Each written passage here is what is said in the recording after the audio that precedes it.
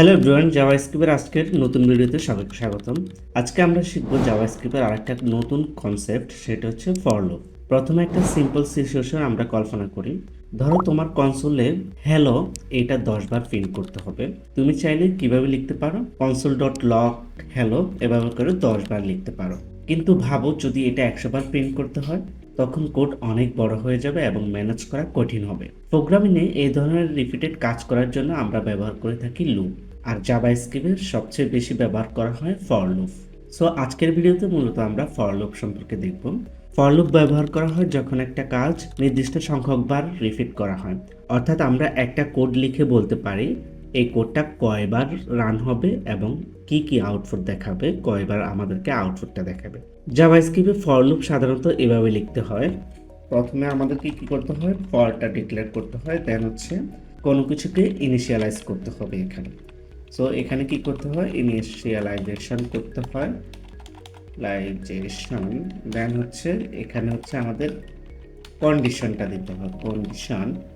এরপর আমাদের আপডেটটা করতে হয়। সো দেন হচ্ছে আমরা এখানে আমাদের কার্লি ব্র্যাকেট দিয়ে ক্লোজ করব এবং ভিতরে কি করব, আমরা কোডটা লিখে দিব আমাদের। সো এটা হচ্ছে আমাদের ফর লুপের যে স্ট্রাকচার আছে সেটি। এখানে গুরুত্বপূর্ণ অংশ হচ্ছে কি, প্রথমে আমরা ইনিশিয়ালাইজ করব, অর্থাৎ আমরা কোত্থেকে শুরু করতে চাই সেটা এখানে ডিক্লেয়ার করে দিব। এখানে আমরা লুপ শুরু করার জন্য একটি ভেরিয়েবল ডিক্লেয়ার করব, যেমন এটা হতে পারে লেট আই ইকুয়াল 1, এরকম কিছু হতে পারে। এরপর হচ্ছে আমরা এখানে কন্ডিশন দিব। এই অংশটা বলে দেবে লুপ কতক্ষণ চলবে, এই কন্ডিশনটা বলে দেবে লুপটা কতক্ষণ চলবে। যতক্ষণ কন্ডিশন ট্রু থাকবে লুপ চলতে থাকবে ততক্ষণ পর্যন্ত।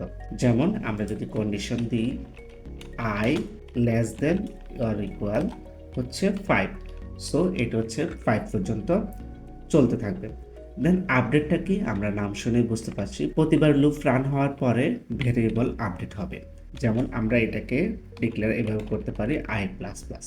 সো এখানে যে জিনিসগুলো দিয়েছি ইনিশিয়ালাইজ, কন্ডিশন এবং আপডেট, সেই জিনিসগুলোকে আমরা যদি একটা ফর লুপের ভিতরে দেখতে চাই, সেক্ষেত্রে আমরা এটাকে কমেন্ট করে দিই।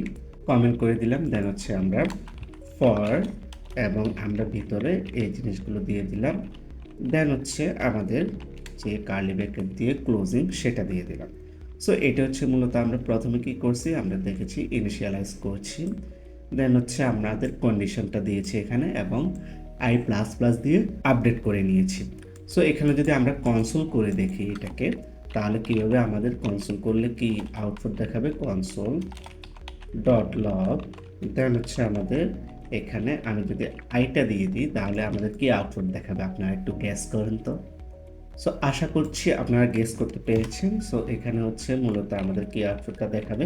আমরা যদি এটাকে রান করে দিই নোট, দেন আমরা ফাইল নেমটা দিয়ে ডট জ্যাজ দিয়ে দিলাম, ডট জ্যাজ দিয়ে রান করে দেখি, তাহলে হচ্ছে 1 2 3 4 5 এভাবে আমাদেরকে 1 থেকে 5 পর্যন্ত প্রিন্ট করে সংখ্যাটা দেখালো। সো এভাবে হচ্ছে আমরা ফর লুপটা দেখতে পারি এবং ইউজ করতে পারি। সো এই জিনিসটা আমরা আরও বিস্তারিত আমাদের প্রজেক্ট করার সময় এবং আমরা সামনে আরও বেশি দেখব। সেক্ষেত্রে হচ্ছে এখানে ছোট্ট একটা জিনিস আমি এখানে ক্লিয়ার করে দিই, সেটা হচ্ছে আমরা অনেকেই এই মিস্টেকটা করে থাকি।